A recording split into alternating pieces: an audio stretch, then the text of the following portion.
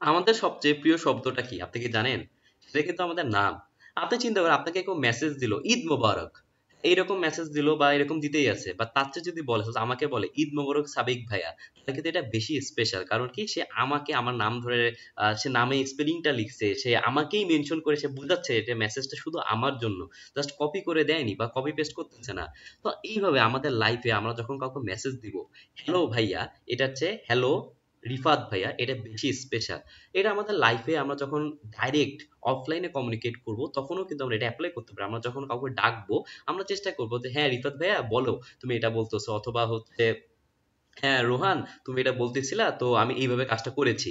তো এইভাবে আমরা যদি নাম ধরে উচ্চারণ করি তাহলে এটা কিন্তু তার জন্য অনেক বেশি স্পেশাল। এন্ড আপনি আমাদেরকেও আপনি জাস্ট চিন্তা করতে পারেন যে আপনাকে যখন জাস্ট নর্মালি কেউ বলতেছে তার চেয়ে আপনি যখন আপনার নাম ধরে কিছু বলতেছে আপনি কিন্তু তখন বেশি স্পেশাল ফিল করেন।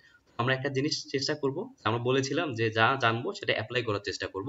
আজকে জানলাম যে নাম ধরে ডাকা, তো আপনি চেষ্টা করবেন যে যখন কথা বলতেছেন আপনি তার নামটা উচ্চারণ করবেন।